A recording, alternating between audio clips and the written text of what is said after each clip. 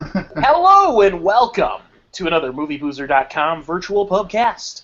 I'm your host, Ken Ekman, and I'm joined today by Zachariah Jeremiah, the Zacharias, the one and only Zach. And he's reporting to us from a hotel room and wearing a shitty undershirt. Yes, lovely Kimbrough, Missouri. Hometown of Rushland. That is well dressed for a hotel room. Most hotel rooms go full shirtless, maybe full nude. You know. That's me as soon as it's over, and you don't know if I'm wearing pants, so there's also that. I wasn't going to ask that question, so. For me to know and you to discover, and I decide. As usual, joining me is Bill Leon. What's up? And we have some interesting movies to discuss this week. We have some interesting movies to discuss this week. Now, there may be a bit of a lag just because I like to refresh the memory of our listeners. And we're recording from 3 different states. And, in fact, I don't think there's a single one of us left who live in the same state as the other. So if you get an occasional glitch where one of us talks over the other, we do apologize, but that is just the nature of the game. We are living in a technological society. Oh, yeah. Just had to fill everyone in on that because I know that, it could happen. It was already happening. I wish my life was a tech noir. With that said, we have some movies to discuss. New movies.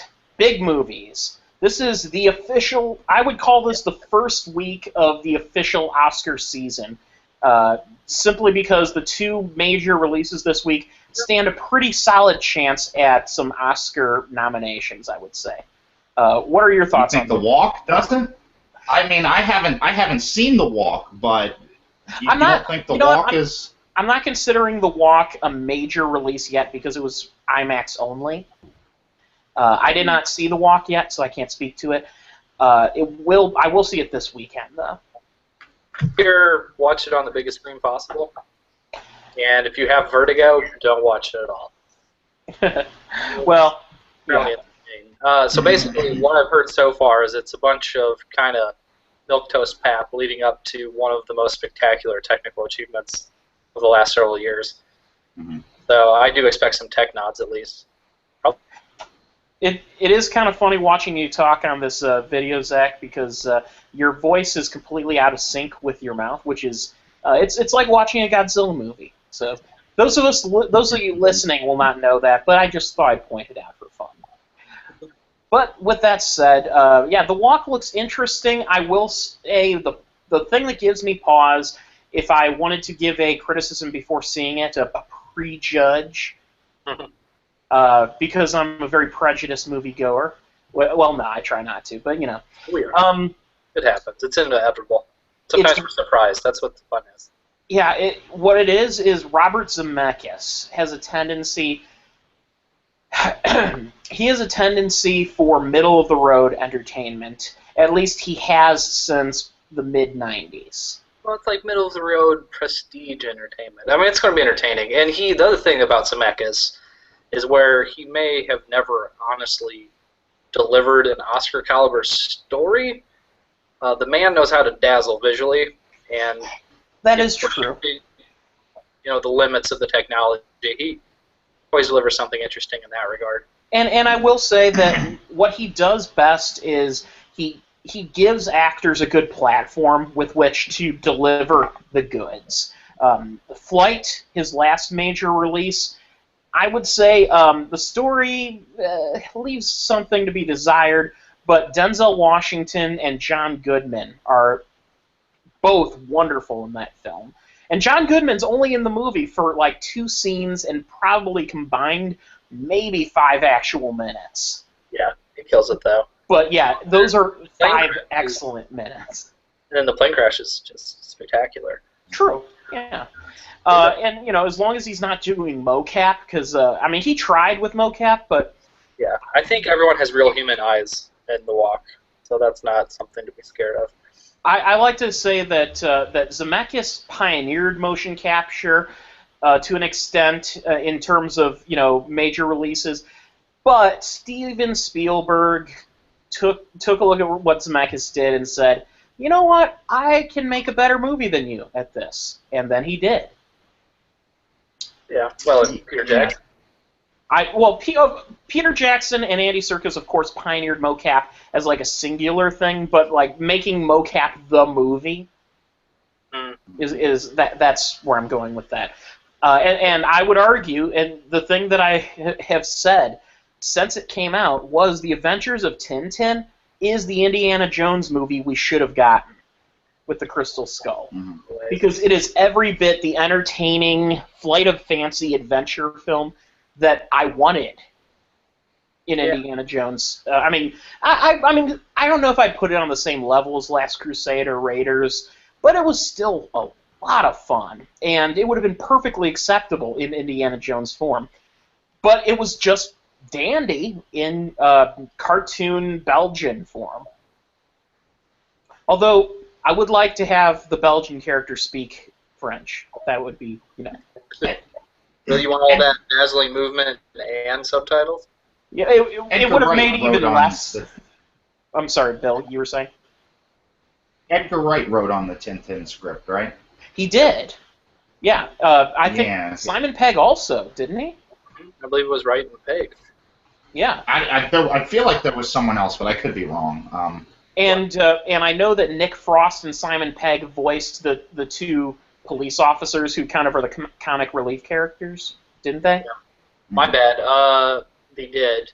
Pegg didn't write on it. Joe Cornish wrote on it. Oh. Cornish. And Stephen Moffat. Okay, yeah. He's got a British Dream Team. Well, yeah, Cornish. I mean, he's a member of of Edgar Wright's gang, so to speak. Yeah. So that makes sense. Oh yeah, same. Sherlock. Yeah, that's pretty legit set of screenwriters.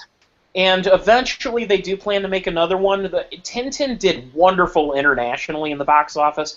It did okay in the States, but I think if they make another one, I think it'll still do this. It'll probably be the same thing, where it'll perform wonderfully. Honestly, I think you could put Tintin and Paddington in the same boat, where it's like they're kind of these properties that are big in Britain.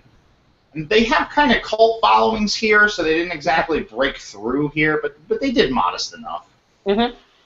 And as long as you keep your budget conscious of the international market, which, to speak of international market, I am now going to segue into our first major release, The Martian, a movie which I will say, before we get into a discussion of the movie itself, I will say contains the most obvious appeal to the Chinese market in recent memory. I saw whisperings of that. I didn't. Don't spoil it for me.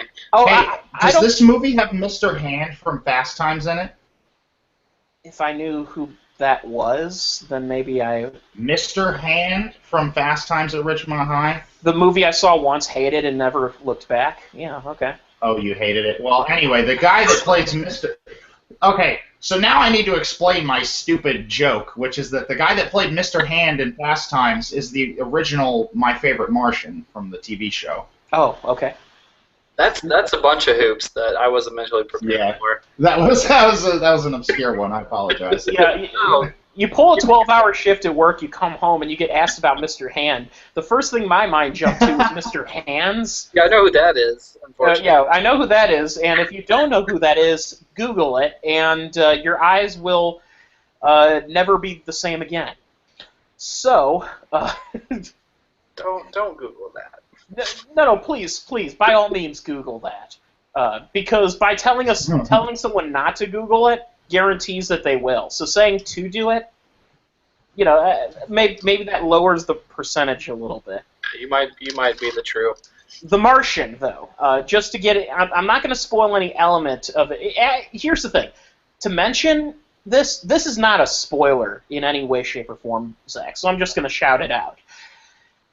In the movie, there's a point literally where where NASA comes to the conclusion that they can't solve the problem, and so let's call China.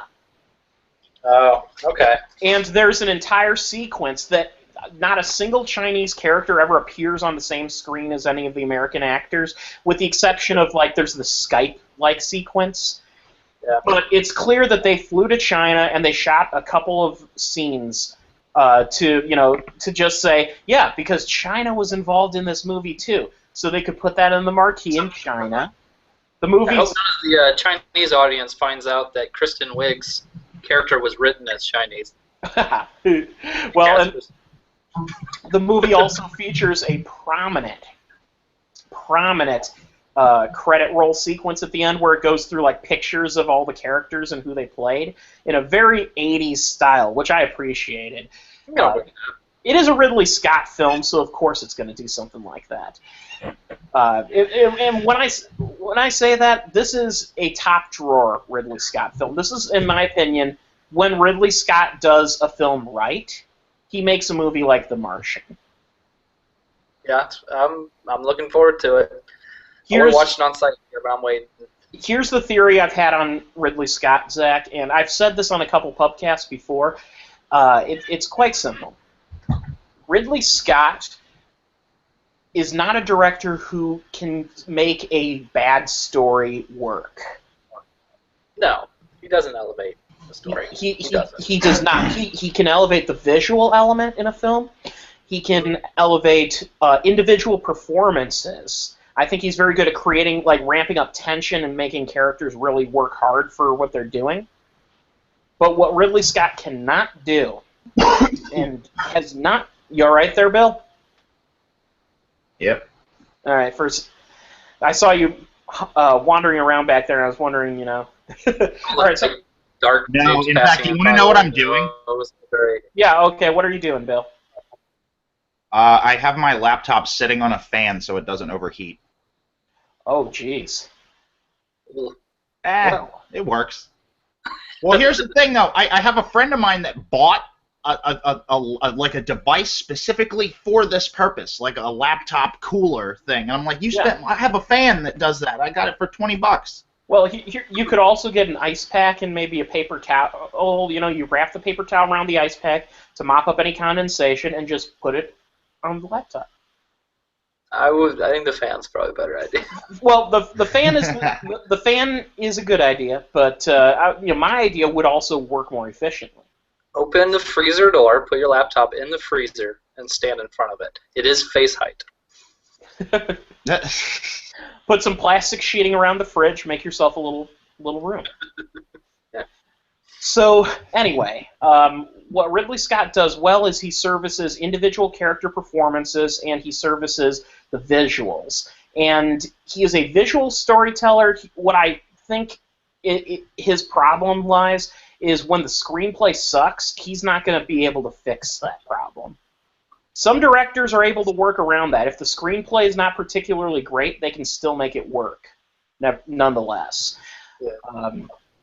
I would say the biggest problem with The Counselor was the script was pretty lousy, and I hate to say that. Yeah, I don't agree. You don't agree? Nope. I like the script too. I like the whole movie. Did you rewatch? The Counselor's got a bit of a cult following. Yeah. I have not watched. I want to watch the director's cut. Because here's the thing. When I watched The Counselor the first time, my thought was, you know what? This has potential. And then I rewatched it, and I don't know what the fuck I was thinking. It like. Wow, that's funny. That's intense. I have not rewatched it, so I'll keep that in mind.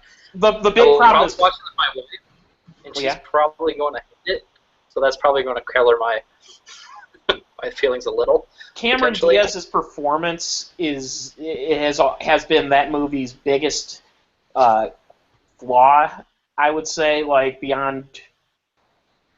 And her performance just gets so terrible when you rewatch it because you notice everything in it is just her not being capable of acting.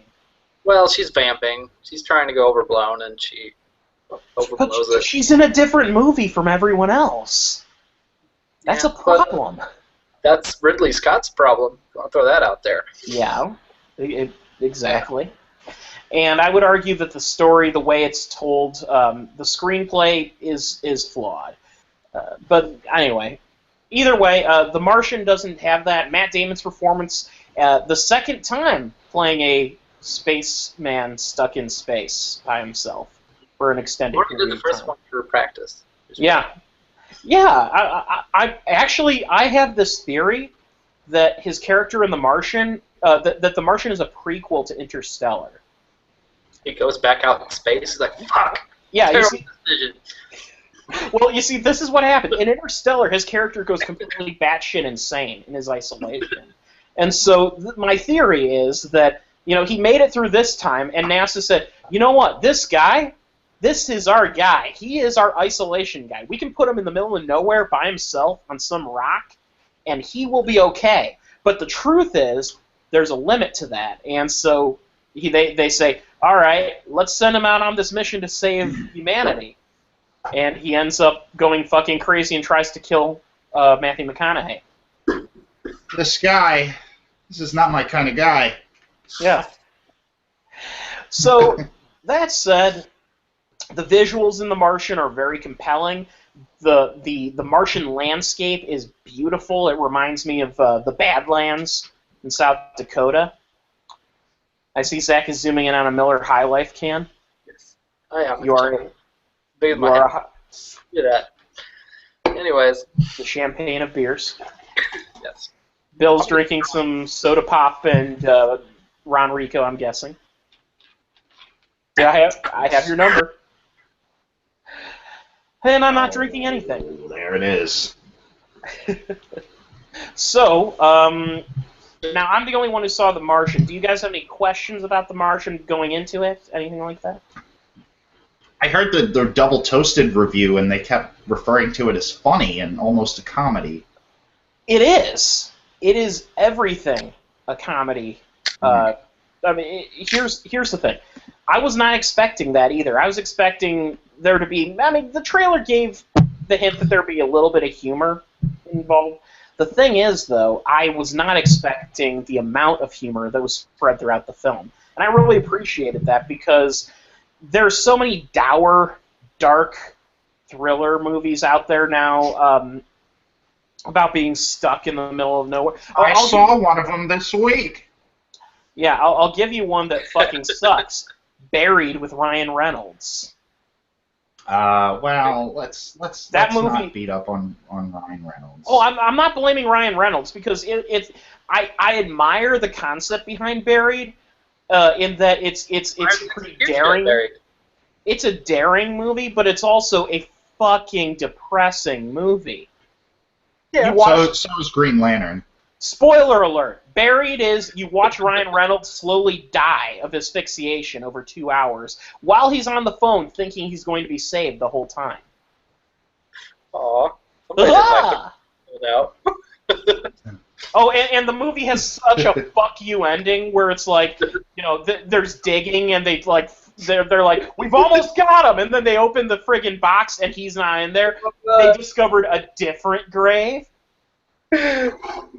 Okay, well, anybody who hasn't seen Buried, now you have. Like I said, spoiler alert. But you know what? I don't want people to watch this movie because I liked it. the only person, Like, oh shit, they killed him. Zach, the only person who would actually enjoy a movie like Buried is someone like just a fucking sadist. So yes, you. What do I do? Masochist, maybe? Maybe a sadomasochist. A little bit of both. I can see it. Oh. So with that said, Speaking of sadistic movies I enjoyed. Sicario? Is it time to get to Sicario? Bill, you were watching Sicario you just got back from it, right? How Yes. did the bootleg theater start playing Sicario so quickly is my question. Whose grandma's iPhone was the bootleg theater?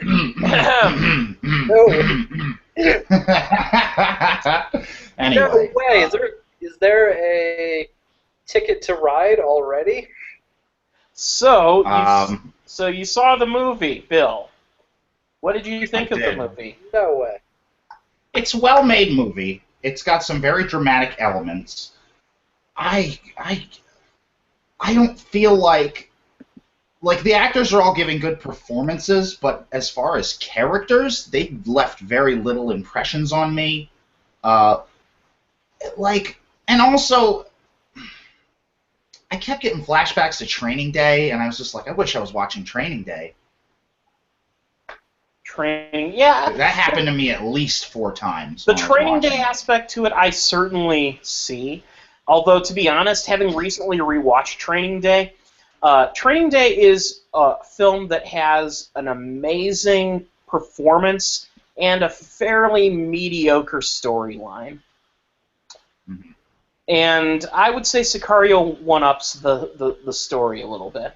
Well, absolutely. Now, that said, I do have some criticisms of the film, and I'm interested to hear Zach's take on it. What's your quick capsule take on the film, Zach?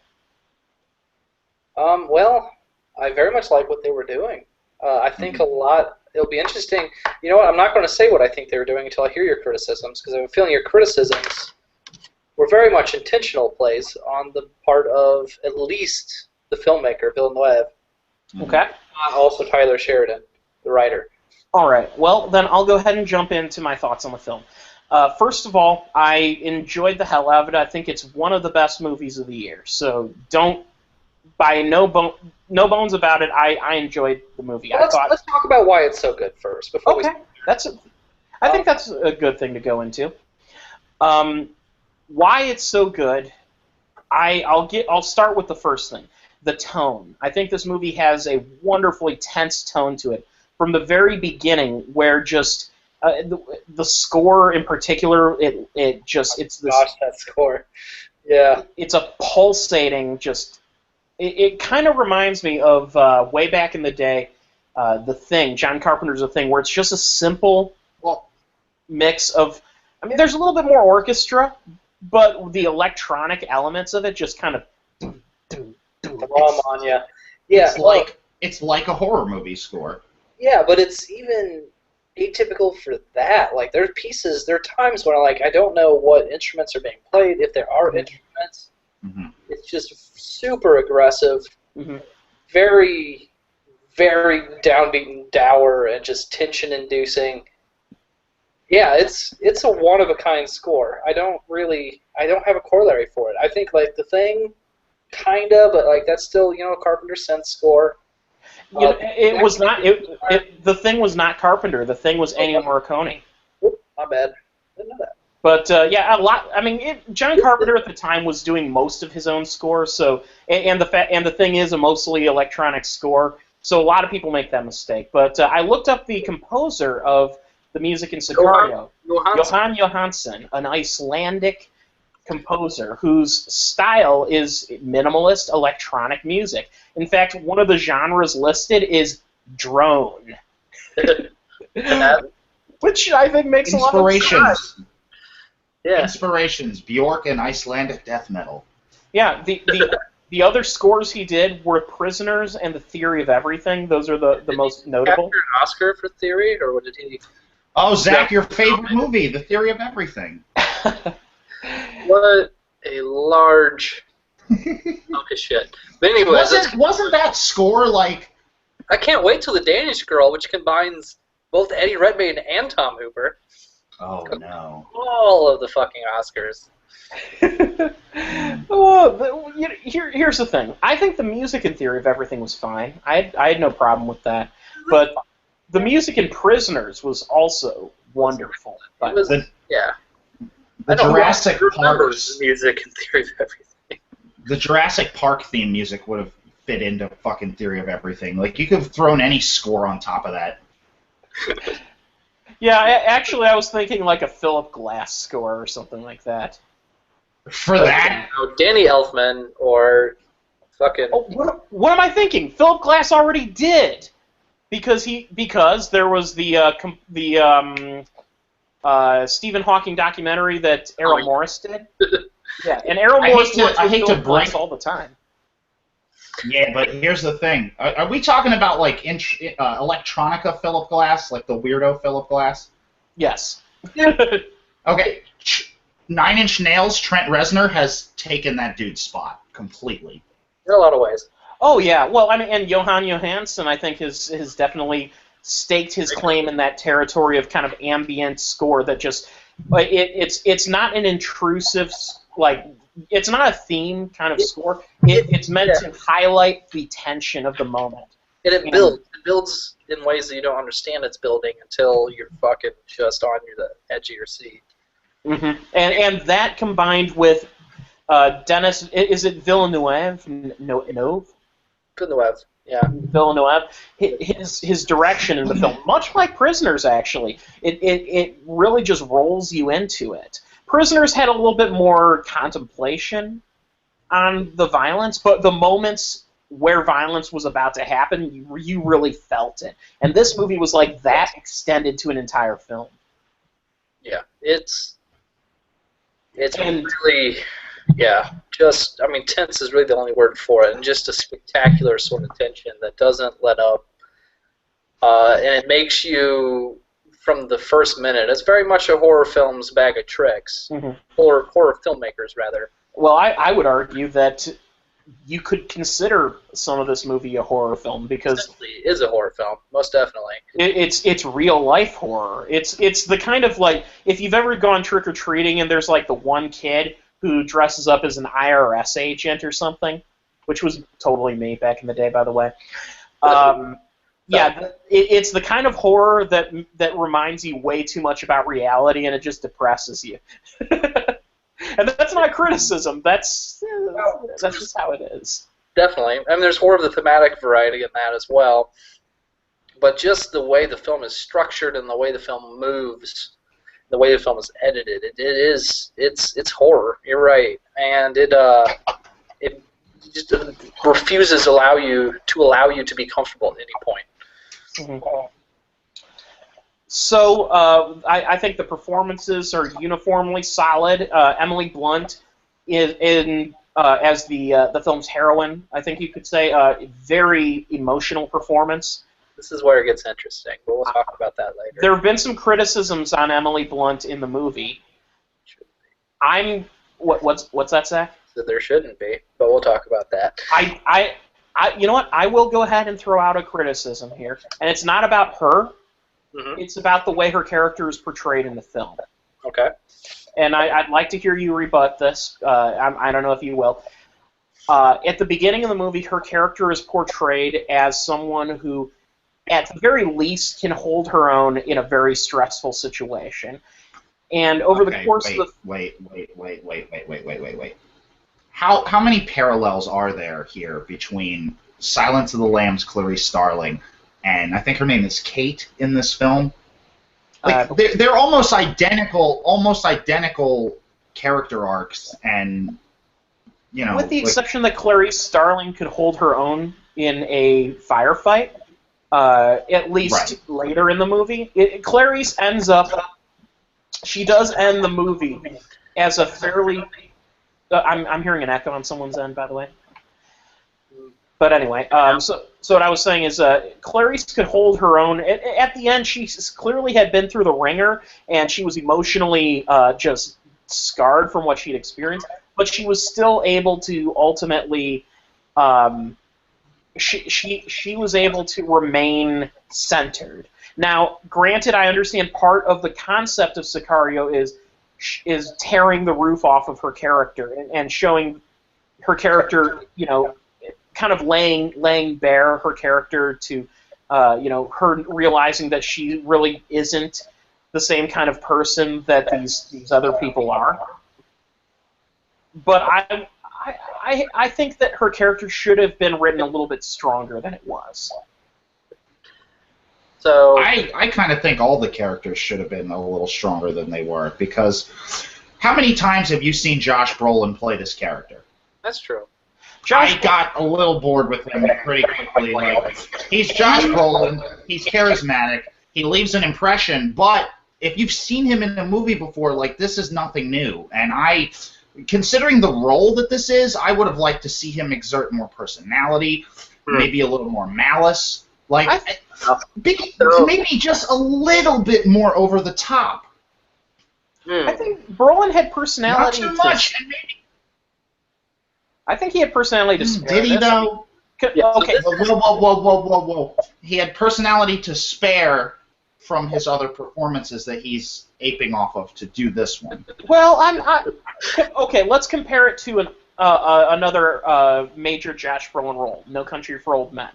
His character in this movie and that movie are certainly, there's a lot of parallels. They're both people who are able to go about a pretty fucked up situation and remain composed. The Josh Brolin in this film is way more self-assured, though. He has a sense of humor about things.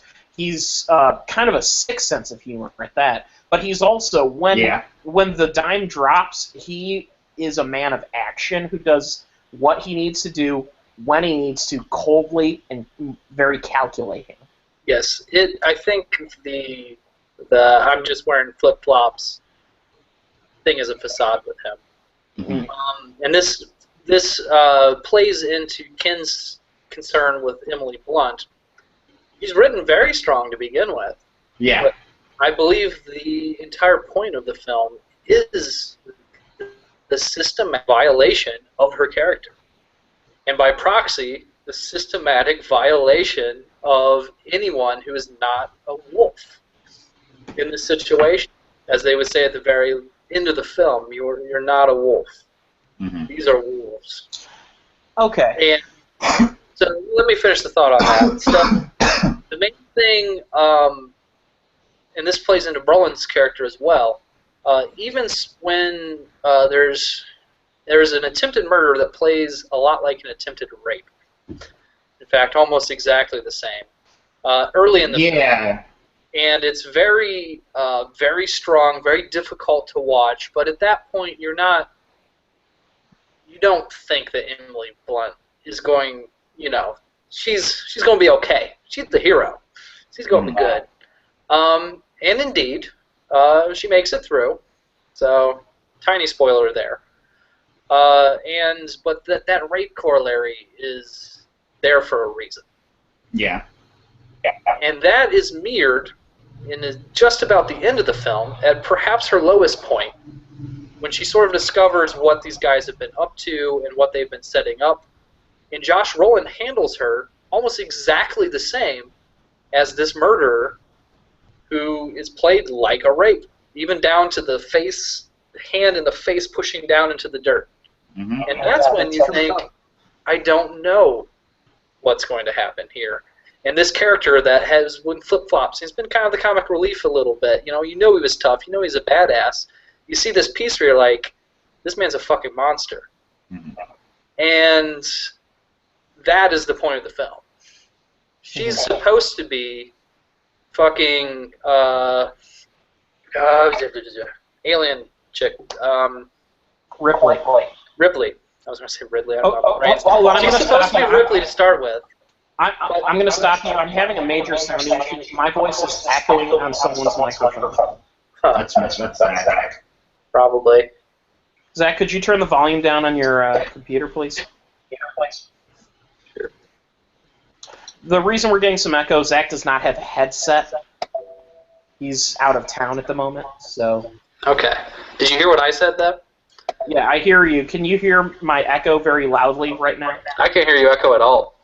I hear an echo on my microphone, but I'll try to play it down a little bit. I apologize for the sound issues, people. All right. If you can, Zach, mute yourself when you're not talking.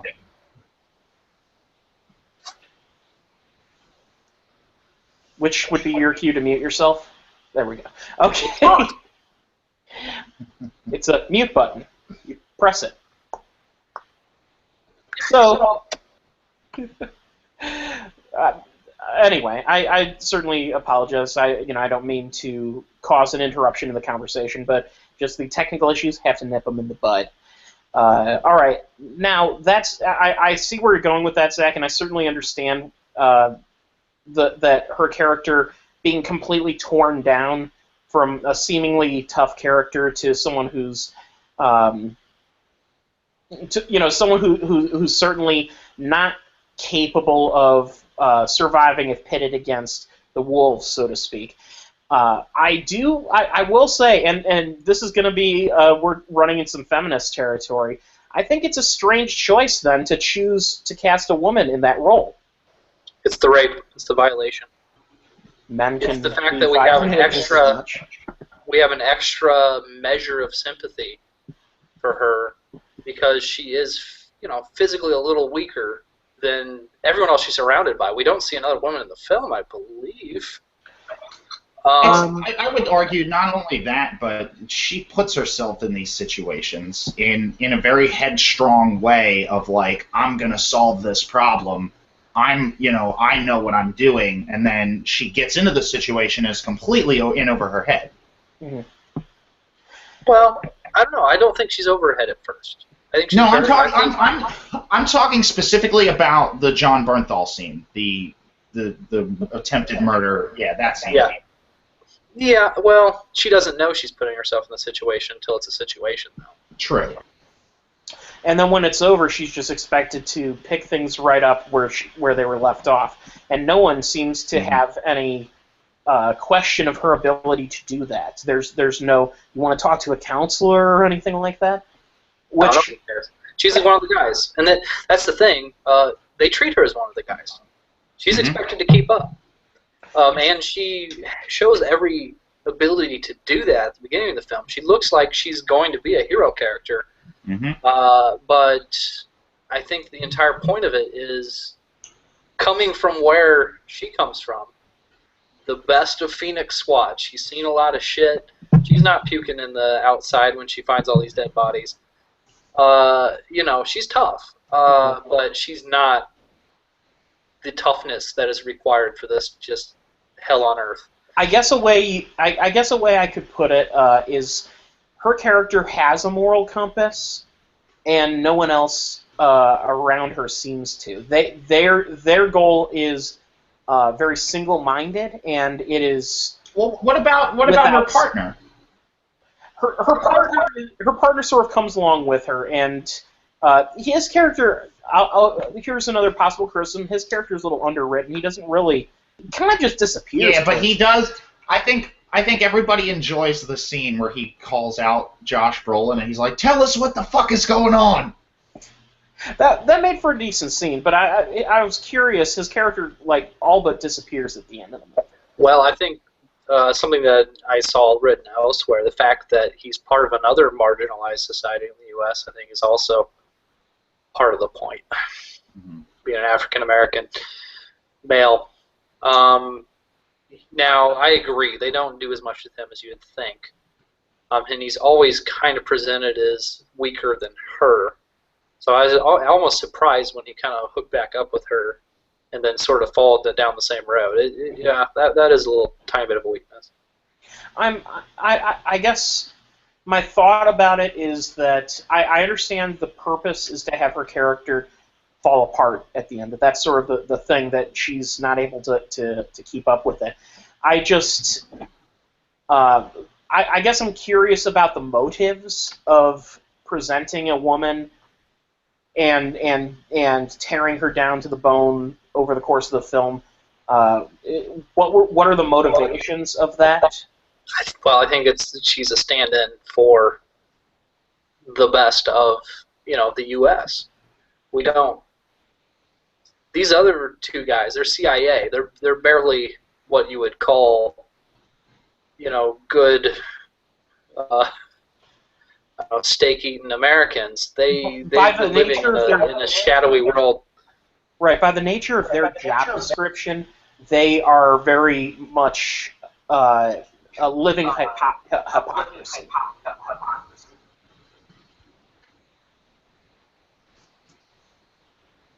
So I'm hearing an echo again.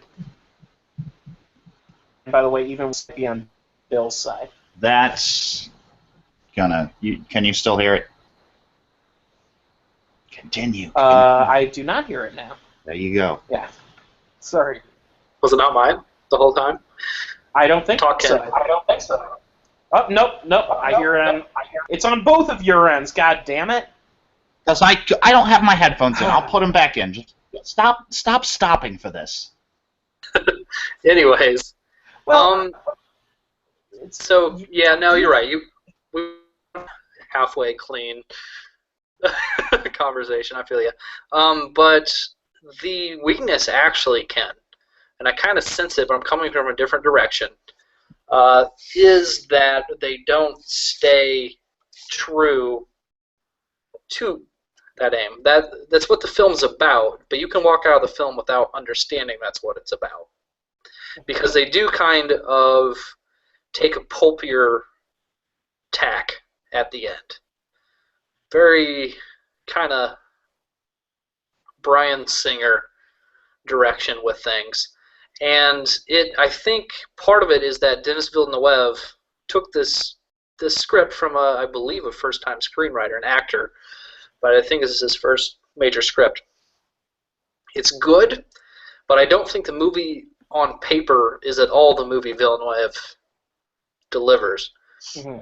And I think that whole idea of taking this heroic character and marginalize her to this extent and making it just feel wrong, which it's supposed to feel wrong. Anybody who kind of has grown up with, your hero's journey, Joseph Campbell, typical Hollywood film structure is supposed to feel violated. I think that's the point. But then you have this other plot that is effective, but is not. I think it's what was written on paper. Obviously it was, but I think that's where the crux of the story was in the eyes of Sheridan, but not in the eyes of Villeneuve. And I think there's a disconnect there a little bit, where that's still strong. It's still strong scenes at the end. There's a little bit of a surprise maybe for some people, but yeah, it just doesn't. It feels like a pulpier, less inquisitive direction to take it. I think, I think the way the movie ends with the. I know it was meant to be a shocking sequence, and once again, as we always do on this podcast, we're going into spoilers. Hold on. I don't know. Should we say that much? Yes. Okay, everybody who hasn't seen the film, stop listening. Okay. So, yeah, continue on, Ken. What are you saying? All right. So, Benicio del Toro, at the end of the movie, he confronts the main, the leader of this cartel, and he brutally kills his entire family in front of his eyes, and then kills him. And that's when you start talking about the movie merging into pulp territory. To me, that sequence felt like a different movie altogether. It really felt out of tone with it. I almost would have wanted to see a different kind of ending. That I think the ending is strong when he circles back, and she has the opportunity to do perhaps the right thing. I think more ambiguity as far as his character's motivations would have made a bigger difference. It would have been interesting if that entire scene was cut from the movie. If you just cut to a few days later and suddenly Benicio del Toro's in her apartment, and that's how you end the movie, maybe even with a hint that he killed the drug lord, like maybe have him have something on his body, like a necklace or something that seems like something he would have stolen from there, or I don't know, some kind of necklace of human ears. Oh god damn! Yeah, that would be the Vietnam era way you would do that. But no, yeah, some sort of totem or something that hints at that. I think it would have been a stronger movie for it, because that's. They already did a great job with the wristband with totems. I mean, they could have done something. You're right. Right, and yeah, that if he had like a bunch of wristbands on them. Yeah, I don't know. Yeah. I made a joke about if I were to end this movie, if I were to recut the ending of this movie, it would be Benicio del Toro telling her to sign the papers, and it would just kind of cut to her face, and then cut to black, blasters, it's a dark night, credits. So, like, she gets killed after she signs? Is that what you're saying? No, Or he no, no, no, no. does. She's just you don't know whether or not she signs it. It's Oh. like just completely ambiguous ending. Actually, you know what? That's actually kind of badass. I like. Yeah, that's a little better because the whole like I'm pointing a gun. Am I going to shoot him? Of course, he's not going to shoot him. I mean, that's been done. Yeah. I agree, Bill. I think that is a little better. So That's just my opinion on the matter. Like, as far as the tenseness goes, I can appreciate those elements. I appreciate the work that went into ramping up that tension. But at the end of the day, like, this movie didn't leave a huge impact on me. It left an impact on me to a pretty solid extent, I think, in terms of the story structure and the filmic moments. But I mean, it's certainly not a film that will be remembered in the annals of cinema. I think, I think it's definitely going to get some Oscar nominations, but I think it is a film that feels like it could be eclipsed by later films that come out this season. Well, maybe it's Killing Me Softly or something along those lines. Well, I was going to say, actually, I think this movie makes a good, like, you got the Hurt Locker, what's the second one called? Catherine Bigelow, Osama bin Laden. Zero Dark 30. Mhm. This makes a good 3 in that trilogy, even though it's not a Catherine Bigelow movie. Yeah, I would actually put this over Zero Dark 30. Haven't seen The Hurt Locker for a few years, so I guess I don't want to throw that comparison out. I don't know. That's an interesting way to rank it. I'm not sure I can go. I'm not sure I can rank those.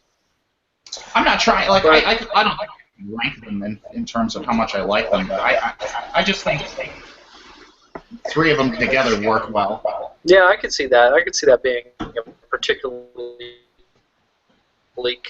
Be nice. I don't know, but it's going. It's interesting. Yeah, it's interesting. One thing I thought about it is I did wonder if it would be slightly more effective to keep the same rape allegory sort of vibe, but cast a pretty male in the role, a Ryan Gosling. That's kind of what I was hinting at earlier, where I think it was strange casting a female in that role, simply because if your goal is to take a character who seems tough at the beginning and gets torn down over the course of the film, I think it honestly would have been interesting if they took a conventionally tough performer, someone who you see as a really strong person. Vin Diesel! Maybe not quite Vin Diesel level, but well, that's a good question. Who would have the acting job? That image of toughness. You mentioned Gosling. He's not bad. He's not that tough. He can be tough. He was tough in Drive. Yeah, he scared the shit out of me in Drive. I think he was tough in Drive. Yeah. I think, honestly, if you're going to take a performer and tear them down, I mean, granted, this is a film that if you wanted to do that, it would have been great to do it in the 70s when there were a ton of actors who had that persona. There aren't a lot of tough guy persona actors out there who I would say are good actors anymore. Or young enough. Young enough. Yeah, Liam Neeson. Yeah. He's a little old for it, though. I was thinking Sly. I was thinking Sly Stallone. He's not enough actor. Yeah, well, I think back in the day, maybe he could have pulled something like that off, but yeah. No. Very different. You know what? Different film. Actually, I would say go to the kind of canon that we built of superhero actors. Get like a Robert Downey Jr. or maybe a Chris Pratt or something like that, because their characters are usually pretty tough in image, and they don't have to be. I mean, and I'm not talking like balls to the wall tough. They could portray someone who can hold their own. I would take Emily Blunt over Chris Pratt in a fight. You would. What was that said? Yeah, you were saying Jeremy Renner, which, yeah. Okay, Jeremy Renner. Or yeah, I mean, actually, Ben Affleck would be an actor I would buy. He's maybe a little bit on the edge of old, so if you're looking for a 20 or 30 something, Jeremy Renner as a I think he's probably in his 40s by now, but it doesn't matter. You could buy him as a 30 something. Yeah. No, I was saying in a fight, I would take Emily Blunt over Chris Pratt probably. I think she's scrappier. Yeah. I'm talking about like. I think that the movie thematically might have worked better as tearing down the walls of the concept of manliness and saying, your conventional male hero is not such a hero. Your conventional. That's kind of been done. It's a fake.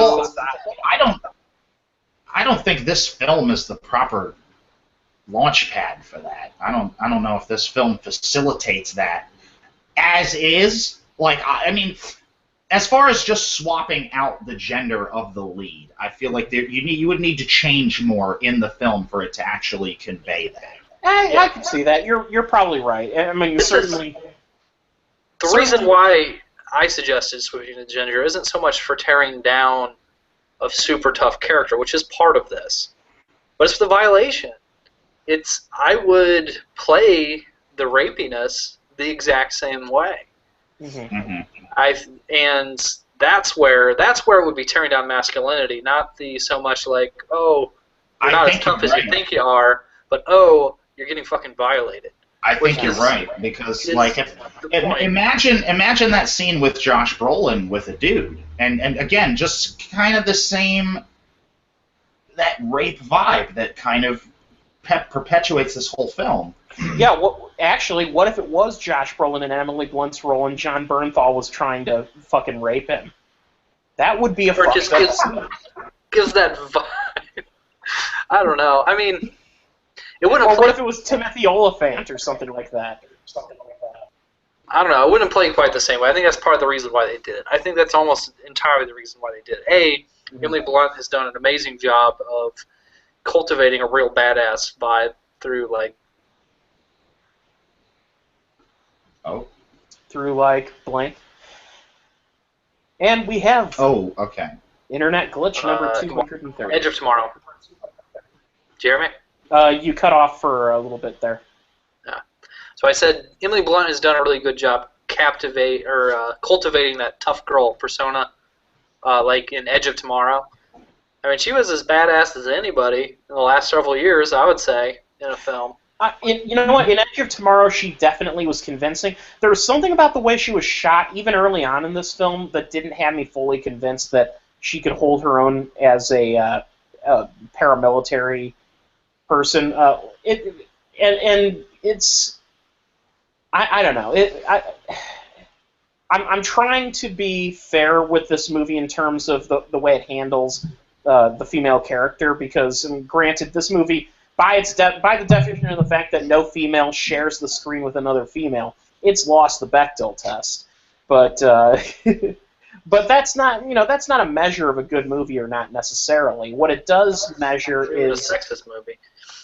Right, and this movie, I think, what it's trying to accomplish, I think, is maybe to make a statement on the false pretenses of strength, the appearance of strength, because there's difference between strength and commitment, I think, is a way to put it. She's strong. She's a strong character. Josh Brolin's character is committed. No, she's committed. She's very committed. Josh Brolin's character is practically committed, and I think that's really the point, is that she is America strong, and this is not a place for American heroes. Mm-hmm. But is it a place for the real American heroes?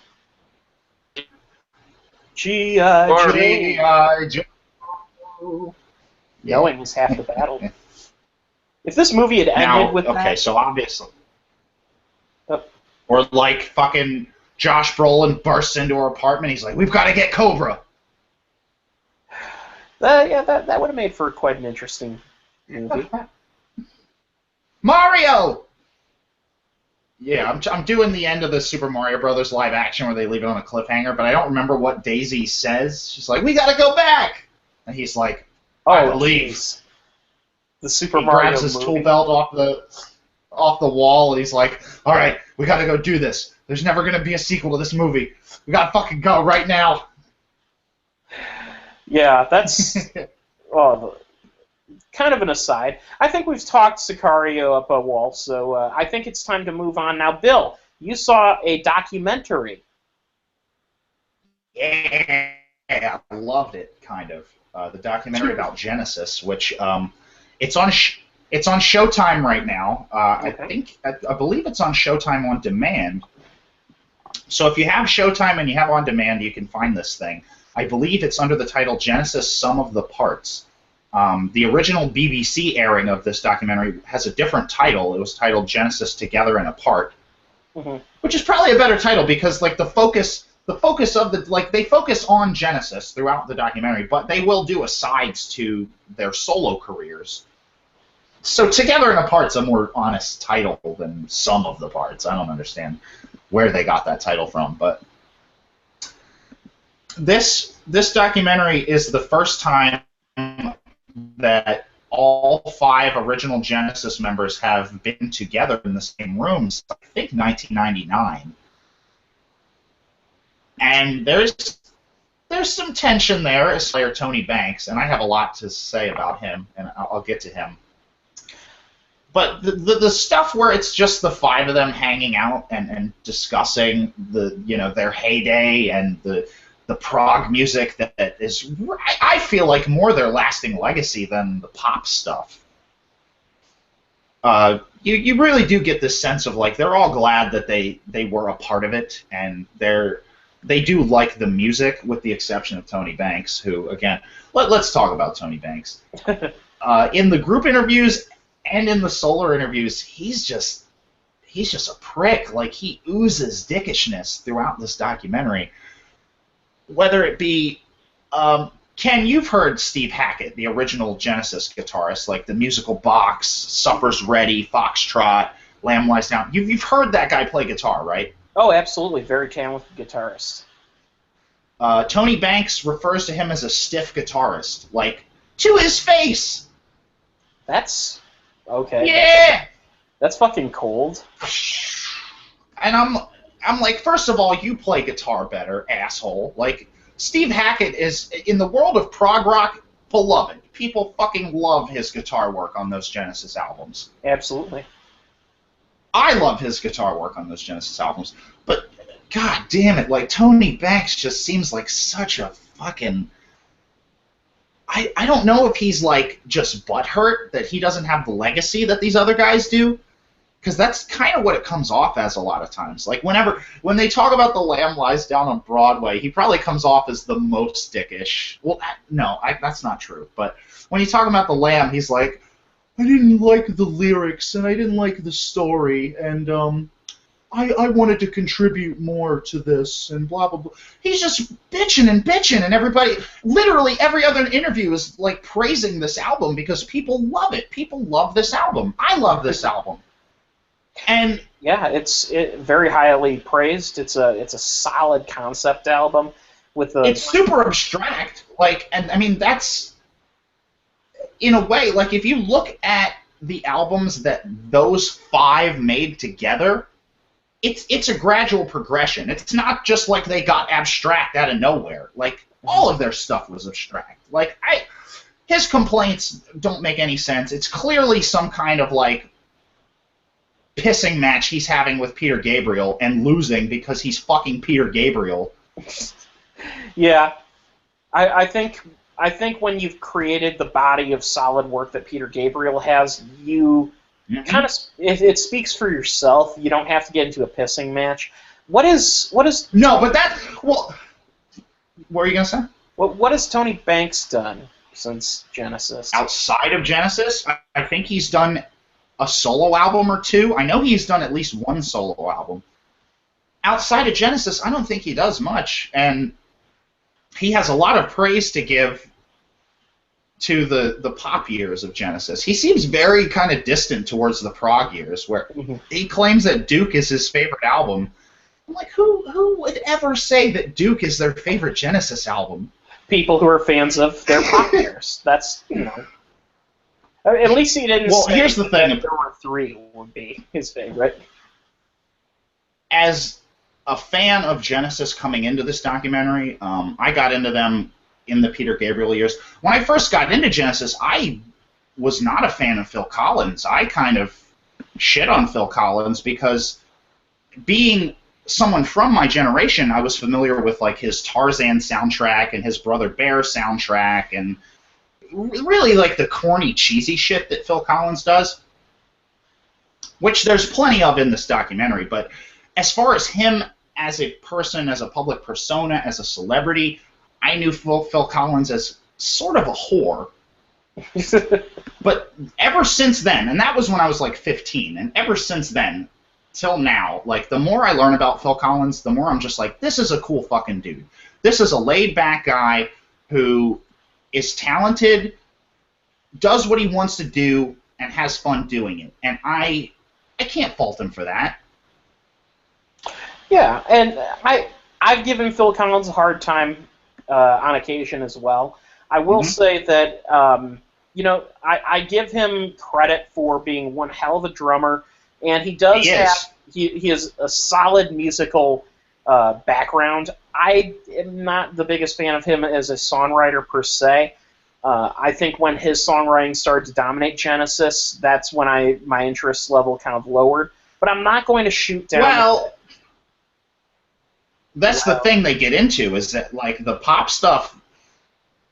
Apparently, the Genesis songwriting pot has always been a collective thing. It wasn't ever just Peter. It wasn't ever just Phil.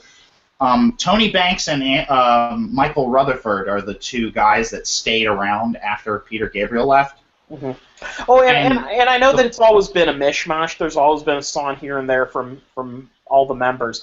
But what I mean is the years when Peter Gabriel, his work started to be less dominant, that's when Phil Collins started writing more songs, and in fact the majority of songs on the albums. And yes, there were other contributors to the songwriting.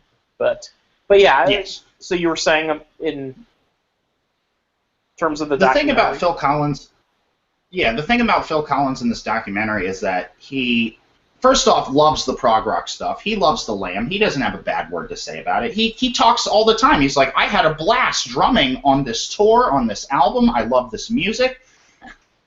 And I'm like, fucking good on you, Phil Collins. Like, you appreciate the good music. And he actually makes, like, he has some regrets. Like, a lot of the stuff he did in the 80s, he's like, I had opportunities to do these things. If I didn't have an agent come to me and say, hey, do you want to do a cover of You Can't Hurry Love? He's like, I felt like I would never have this opportunity again, so I took it. And maybe he makes a point to say, like, I probably oversaturated myself in the 80s. People got sick of me in the 80s. And he's completely aware of these things. The man is delightful. He's cracking jokes. He's literally just having a ball with these interviews, talking about his old days, and the footage, like the old '80s music videos of Genesis. A lot of them I'd never seen. He's a blast in those. Well, I enjoyed the hell out of this thing. Next, you're going to be telling me that you like the video of Illegal Alien, or the song.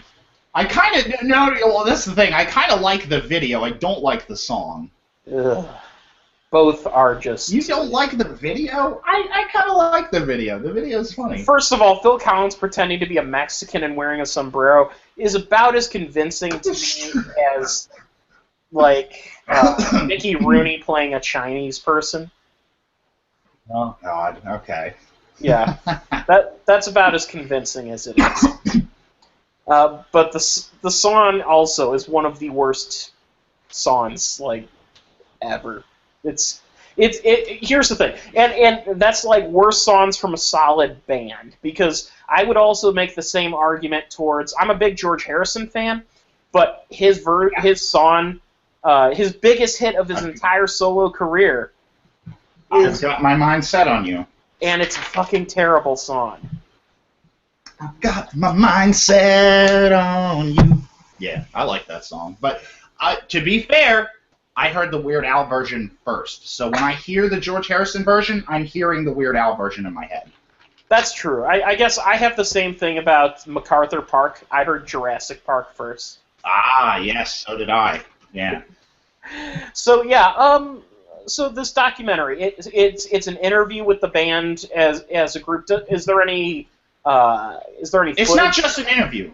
Okay. Yeah. There's interview. There's one interview they did with all 5 guys, and then there's a set of interviews they did with the 3 guys from the '80s, being Phil, Tony, and Mike.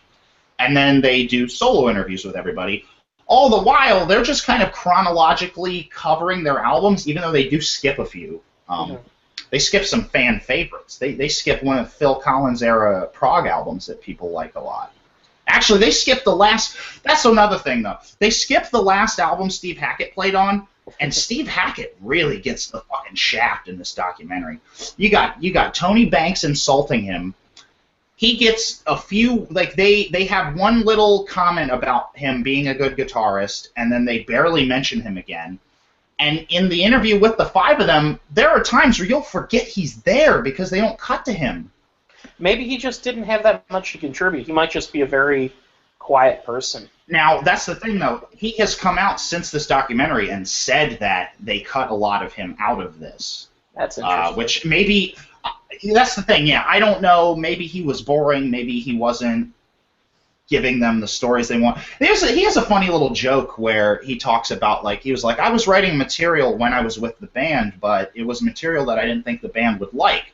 And he looks specifically to Peter and Phil, and he's like, I was saving my material for a solo album. I'm so sorry, being, like, sarcastic.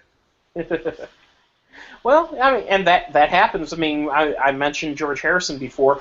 His first, like, big solo album of original material is a fucking triple album, which, I mean, it was literally saying, I wrote all of these songs over the last, 5 years, and no one would let me put more than a song or 2 on an album. So fuck it, I'm just going to dump it out.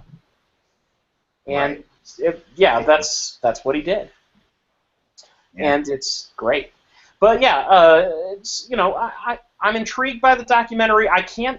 I'm a reasonable Genesis fan. I wouldn't call myself a huge...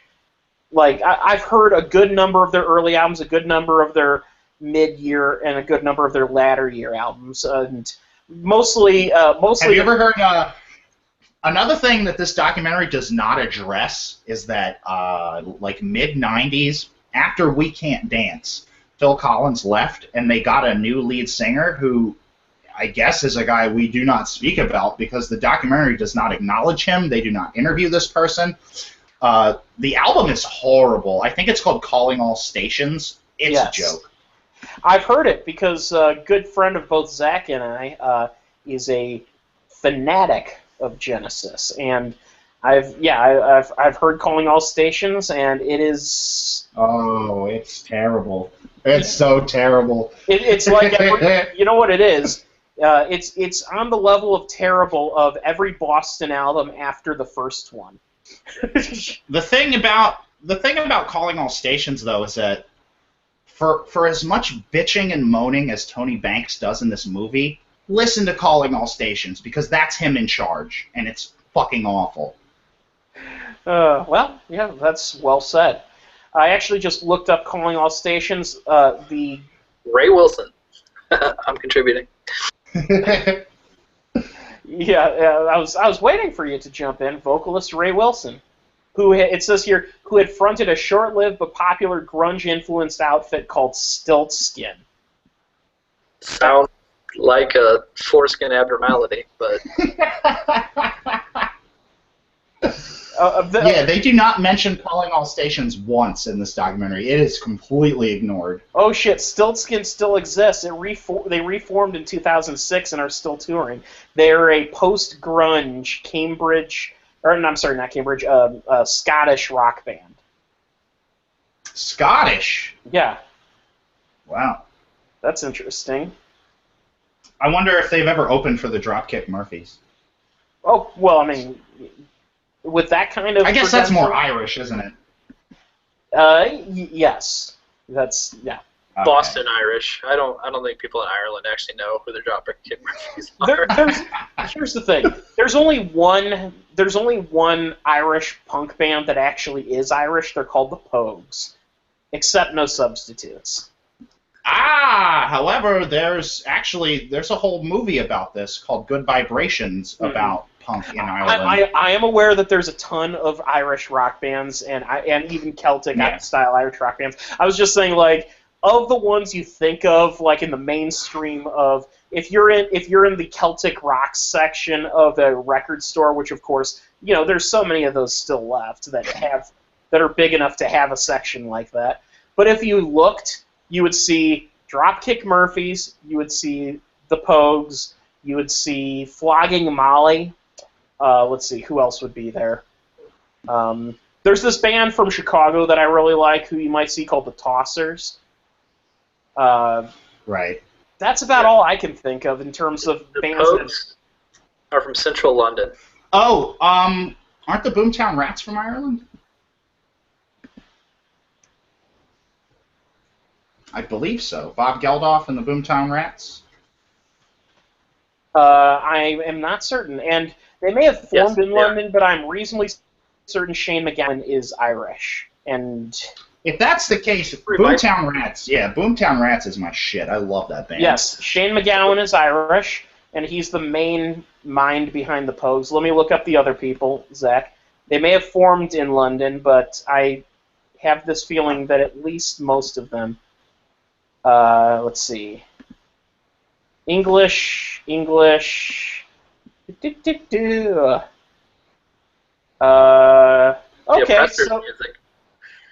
so most of the Pogues are in fact English, but Shane MacGowan is Irish, so fuck it, they count. Yeah. Oh, and Terry Woods. It's like rock and roll. What's that? It's like rock and roll. It's appropriating an oppressed group's music. Shut up, you Welsh bastard. I am Welsh. We're even more oppressed. So if there's anything I took away from Genesis, Sum of the Parts, I think is probably the title that I should use, because that's the English title that I watched it under. Not English, but American. Anyway. I have a fun fact for you. What's that? Ray Wilson, of his 2 live albums, he has 2 different albums that are Ray Wilson and the Berlin Symphony Ensemble Genesis Classic. K-L-I-A-S-S-I-K. These 2 albums came out in 2009 and 2011. No, that's classic. Yeah. Go buy those. See what happens. Well, it's like, are you familiar with Creedence Clearwater Revisited? AKA, we are not paying royalties. Well, yeah, or fucking... John Fogerty was the lead voice and creative force behind Creedence Clearwater Revival. And after the band broke up due to numerous troubles within the band, his brother Tom went off to a pretty unsuccessful solo career, and the 2 other members of the band, Doug Clifford and Stu Cook, kind of wrestled between unsuccessful bands over the course of the 80s and the 70s and 80s. In the 90s, after suing John Fogerty, siding with the record company against him just because they hated him, they formed their own group called Creedence Clearwater Revisited. And they found a dude whose voice sounds nothing like John Fogerty but thinks he does. And they've been touring under that name, but their posters infamously just say things like "A Night of Creedence Music," and then in very small letters, Creedence Clearwater Revisited, just to try to fool people into thinking they're going to see the band reformed or something. That's very similar. Just to give you an idea of the talent of Doug Clifford and Stu Cook, look no further than the final Creedence Clearwater Revival album when they demanded to John Fogerty that they be able to release their own songs in the band too and sing them. Holy fuck! Fogerty that contributed sounds a bad. handful of songs to the album, but for the most part, he let them do their thing to dig their own fucking graves.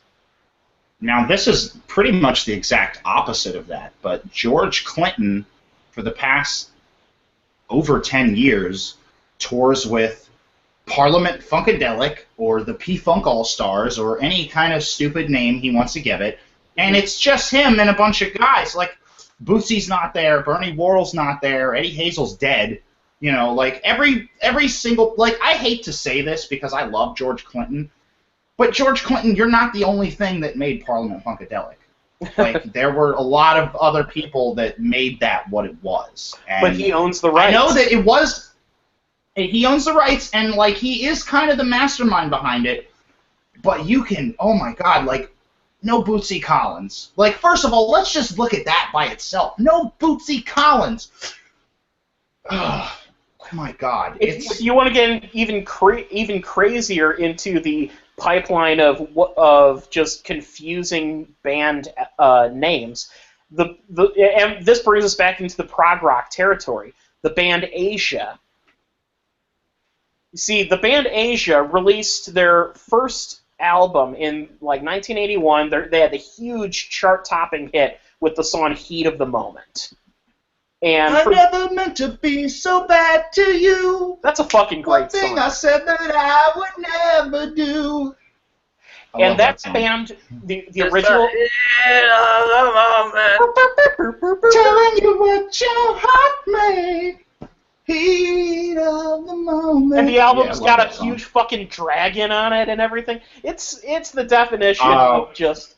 You are... I think my favorite Asia joke is from 40-Year-Old Virgin, where I think it's Paul Rudd is like, "You have the Asia album?" I do. I have it on vinyl and CD, thank you very much. And I'm not going to apologize for that. And to quote Dana Gould, yes, it is the leading cause of vaginal dryness. So, Asia, the original lineup of the band was Steve Howe, Jeff Downs, John Wetton, and Carl Palmer. It was a super group. All of these guys came from major bands, and you know, so it was really a big deal when they formed. But they only stuck around for 2 albums. The second Asia album, I believe, was the last one that featured the original lineup. And what's interesting about that is, over the years, that band turned over so much that eventually it was a completely different group of 4 people behind the band Asia. Until about 8 or 9 years ago, when the original lineup of Asia decided to reform and say, "We're Asia again." There are 2 touring bands right now that call themselves Asia, and they both have the legal right to do that. That's confusing. Yeah, and now I'm the great thing. I actually listened to the new Asia lineup, and it sounds pretty much like the old lineup. They really do try to have that old style, but you compare it to the reformed Asia, and it sounds just like a cover band of themselves. It's kind of hilarious. And what's kind of fascinating, though, those new Asia albums from the reformed original band sound just like you would expect to hear from them in the 80s. Not to get too deep into it, but it's just funny that there are 2 bands touring as Asia. Yeah, I just don't I don't get how that works. But through what's that? I was saying, since we're back on Prague, let me just wrap up the Genesis documentary, which is that through watching this, I already respected the hell out of Peter Gabriel and Phil Collins, but they just come off as such cool guys in this documentary. Like, Peter Gabriel, like, is this, like, both of them, really. Peter Gabriel and Phil Collins are renowned around the world. Like, everybody knows who they are. But they seem like such down-to-earth guys. Like, they don't have huge egos, and they're not talking about their music in this kind of vague, like, you know how some musicians will talk about their music, like, if it's on a higher plane than it should be? Mm-hmm. Like me and Ken have a documentary about Kiss, and Kiss talks about their songs all the time, like it's the greatest fucking music ever made. And You being a podcast, we don't have a documentary, but we should. we don't. We should, yeah. We'll make a documentary, the making of Kiss and Tell. But Tony Banks is a dick. Mike Rutherford seems kind of cool. I never knew Mike Rutherford, the original bass player from Genesis. He took over lead guitar after Steve Hackett. He formed a band in the 80s called Mike and the Mechanics, and they did the song, All I Need is a Miracle, All I Need is You. I never knew that. Yeah, yeah. That did exist. I never knew that. And I also, that's the thing, is I learned things from this documentary. I'm so sick of watching rock documentaries where I know everything. This was a nice surprise, where I never knew Phil Collins played drums on Intruder, the Peter Gabriel solo track Intruder. Yeah, the first time I ever heard Intruder was Primus's cover, and Tim Alexander is just going hard as shit on those drums. Like that is a very great drum track. That is a very prevalent drum track in my mind. Now we are a movie podcast, so I'm going to go ahead and say that we've spoken about prog rock too much, and I think that reveals a little bit about our geekiness. We certainly do. I have one more movie that I'd like to cover tonight. And it's also a documentary. Now, Zach, I know that. Have you had a chance to see it yet? I have not, unfortunately. I watched the documentary, but. Oh, okay. What is it? Yeah. Let me shoot on that real fast, because I know, Ken, that you've got your big finale on yours. Okay. So I watched Winter on Fire, which is about the Ukrainian Revolution. It is really brutal. Sort of documentary. It's actually going to be on Netflix here 2 days, I believe, on Friday the 9th. And if you're looking for a well-rounded explanation for the different socio-political factors that fed into the Maidan and the Ukrainian Revolution, I assume you're all familiar with the Maidan and all of that? To an extent, give us a refresher on that, just for our listeners too. I'll give you a refresher because the film doesn't really. It's not really that type of film, but the Maidan, basically speaking, and this is about as much as you're going to get from the film, as for background as well, is basically Ukraine has kind of been in a tug of war between Europe and Russia for some, historically, as long as they've been independent and vice versa. They have not been very, end up tugged actions, typically by Russia. Anyways, they want to be a part of the EU, or let's just say a very significant majority of their population wants to be part of the EU. Russia does not want this to happen. And Russia also propped up the regime that was ruling at the time in Ukraine. And this was just in the last couple of years. And so when the EU offered some financial help in exchange for, between them and the World Bank, in exchange for a set of reforms that they'd like to see happen in Ukraine, the populace was all for it. Mm-hmm. The leadership was not. So the leadership kept paying lip service that they would go forward with this, and then they would zig back and accept, move back towards Russia and say, oh, well, we can't sign it yet. And eventually they just say, we're not going to sign it. Instead, we're going to sign a multi-billion-dollar loan deal with Russia, which essentially would tie them to Russian control in a lot of ways. Right. The populace is pissed off because the populace would like to, move forward in time. And they show up in force in the Maidan, which is the Independence Square in Kiev.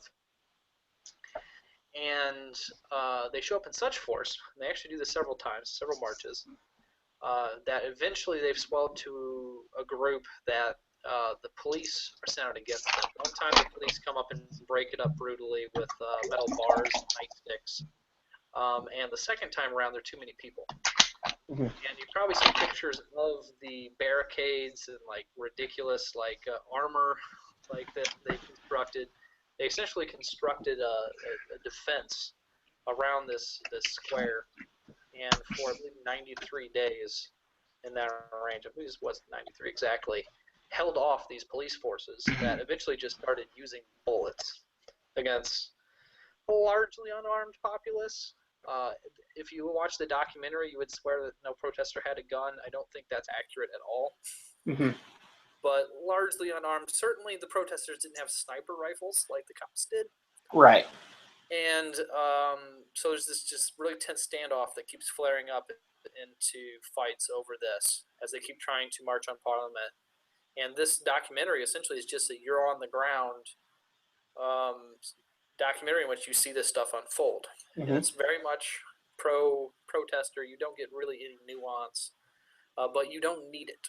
It's very obvious that this is the will of the people, and the only thing that stands in the way of that is not democratic. And it's an incredibly brave stance, and you just see in the film just the ridiculous bravery of these people standing up and literally standing for what they believe in, regardless of whether it'll end up killing them in the end. Right, they're making a true stand for principles. Exactly, and many of them do die on camera. It is a movie in which you will see death. Oh wow! It's difficult to watch, but it's also unmistakable.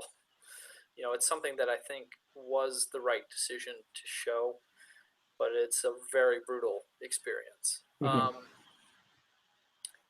And so it does end up being an incredible document of these people, this bravery of these people, and of the revolution. It actually goes hand in hand a little bit with another documentary called The Square that was about the Arab Spring in Egypt. That was very similar in a lot of ways. Did not quite go to as unvarnished lengths. People died in the square as well, but I don't believe any of it was caught on camera, to the best of my knowledge. Right. The mere fact that they were able to catch it on camera is pretty crazy, because that means the cameraman himself was definitely at risk for his own life. And this is the other piece of the documentary that's so interesting, is this is how wars are fought now. People have smartphones. People have Facebook and YouTube. Another documentary, if you want to see Gaddafi beat to death, you absolutely can. And people were standing around with their cell phones, holding them up. Yeah. Documenting the whole thing. This is what war looks like. Really bizarre disconnect for people that were raised, with the cinema. It's something that, violence isn't real. It's all mirage. This is violence. This is what... There's not a clear right and wrong in violence, and there's, it is by its nature nasty. You cut off on us a moment there, Zach. No, you're right. I was saying, yes, that's correct. That's not really the message of the film, and that's not even the message.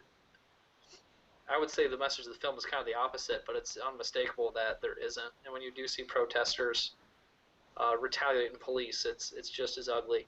Mm-hmm. Yeah, it's very bizarre. It's very bizarre to see this sort of thing and know that this is kind of the future. I mean, this is one woman at the end of the film says, like, and she's choking up as she's talking about it, that she just of years think that violence is the answer. She can't, having seen it firsthand, having seen somebody's, blood gush out of their skull, she can't believe people still make that choice. And yet, this film, it's interesting. Will this sort of transparency work towards that, or is it just going to be even more fucked up world we live in? Yeah, it's interesting, the dichotomy of that, and I think it's something...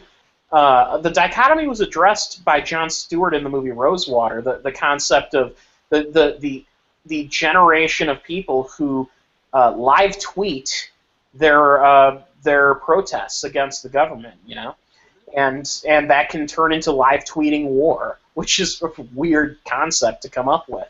But it happens, and so we live in that society. And you could argue that what that does is it spreads awareness of the situation to a much greater crowd of people. The problem is the forces aligned against you are just as capable of that same kind of social media warfare as you are, and so it turns into a matter of almost advertising your cause on the internet, and There's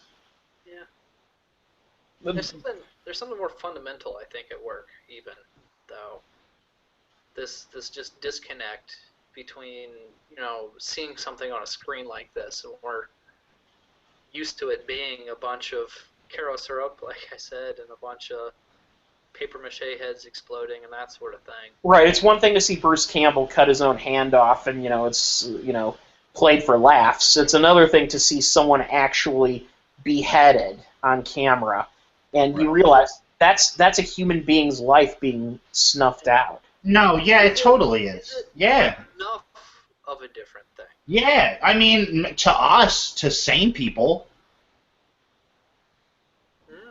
stable people. Maybe I'm not sane, but watching it, it's just surreal. I don't think seeing violence on a screen gives you free reign to fucking run around in life and do whatever the hell you want. Like, I'm kind of fascinated by the fact that this is still, like, we're still talking about this. It's 2015, and we're still talking about violence in the media influencing real-life violence. Like, I don't know if the influence of real life, I think it's a matter of real life influencing the media in some aspects. And when you talk about Evil Dead, coming together in ways that they never could before. You were saying, Bill, I'm sorry?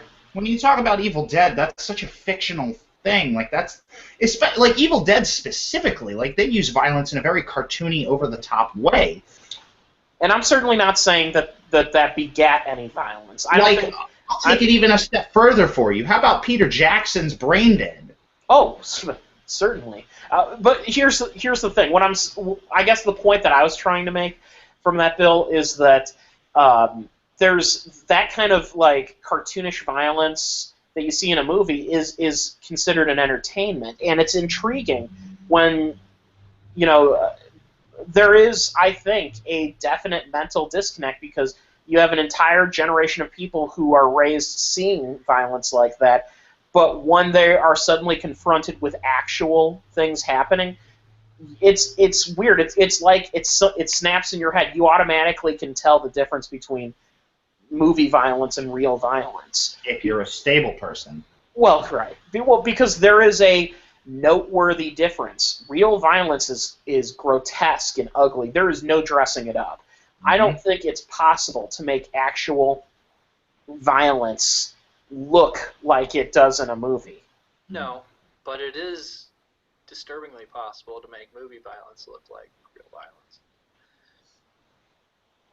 Well, when you see like this film, you see real violence, and you see there's differences, and you see there's places where it's not that different, and it's disturbing. Yeah. I would like to see this documentary. What is it called again, Zach? Winter on Fire, and it will be on Netflix. Okay. In a couple days. Winter on Fire. When it comes to Netflix, I will see it. On a slightly more positive note, I say slightly because there's still slightly more positive. There's still a pretty dark aspect to where we're going. The documentary I watched is called Call Me Lucky, the latest film from filmmaker Bobcat Goldthwait.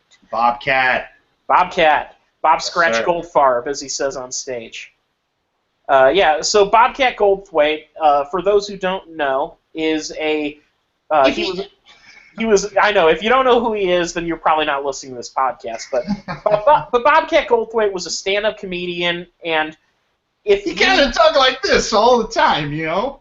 Yeah, all the time. If you knew him in the '80s, you probably knew him as Zed in the Police Academy sequels. He was not in the first one, even though he says people always approach him, like asking him to sign their copy of Police Academy, and he was not in that one. But and this is just me and my personal place in life, but I know him more from voice acting. Oh yeah, well, I mean, he's done a lot of that. He definitely has a unique voice. He plays Pain in Hercules. But besides having a unique voice, he also has a unique filmmaker's voice. Did you catch that? Huh? So anyway. Okay, well, wait. Well, real quick, though, because I want to say, like, my in for Bobcat Goldthwait as a director, yes, it was very recent. After Robin Williams passed, I had trouble watching his stuff for a while, and then one day I was kind of feeling it, and I popped on World's Greatest Dad, and I'd never seen it before. Never seen it before, but God fucking damn, that's an effective movie. Now, it's worth noting Bobcat Goldthwait was lifetime, his friendship with Robin Williams.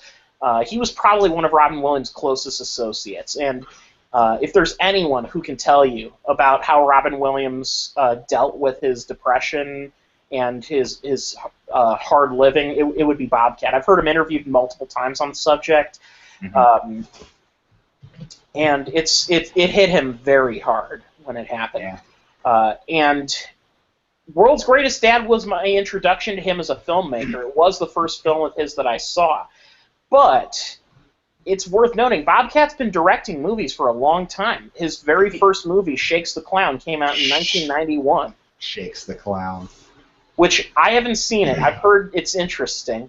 He also directed multiple episodes. He directed multiple segments, should I say, on Chappelle's Show, on The Man Show. Jimmy Kimmel Live, he directed over 200 episodes of. Okay. He did a lot of television stuff. And he also, one of his most infamous movies, Sleeping Dogs Lie, which is a romantic comedy in which the main character had sex with a dog in the opening.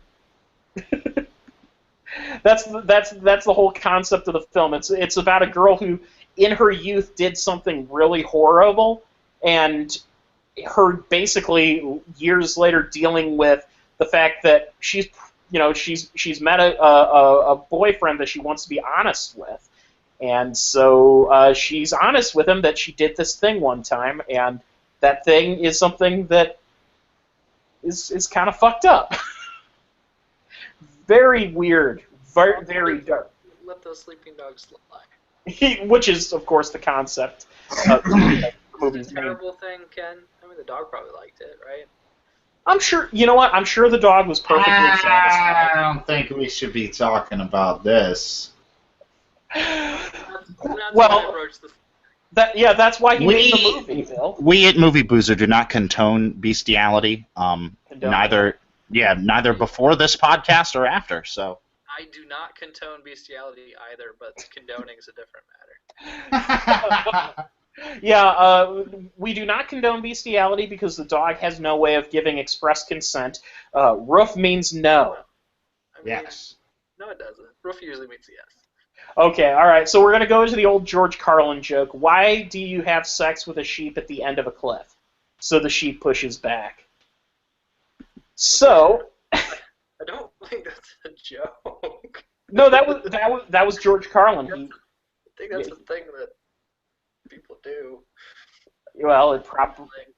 We don't live in New Zealand, so we've never witnessed it firsthand.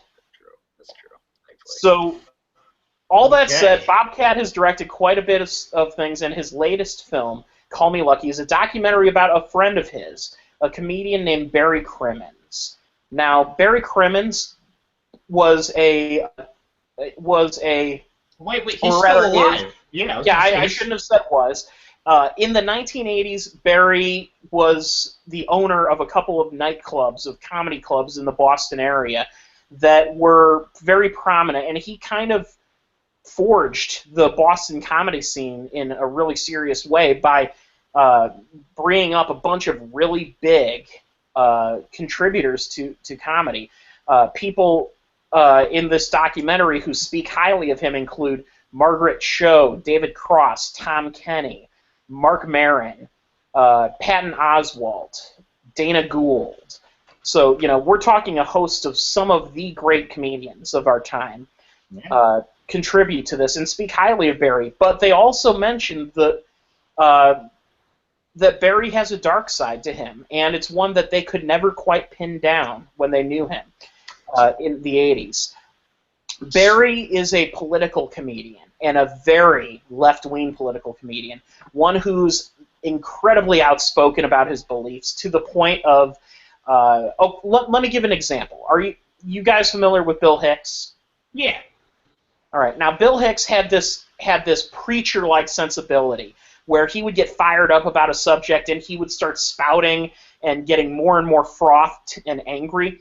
Barry Crimmins is just like that, but even more so. His explosive temper on stage was infamous. He would not tolerate hecklers in any way, shape, or form, and he would eviscerate them to the point where sometimes he would eviscerate them so bad that the audience would start, well, okay, you all right, Barry? You need, it reminds me of, a line I'm going to steal from the Rodney Dangerfield Back to School. He's very committed, or maybe he was once. He seems like someone who had some serious mental issue. And then, in the 90s, Barry Crimmins on stage, while delivering his comedic monologue, his stand-up act, came out and said publicly that when he was a child, he was raped.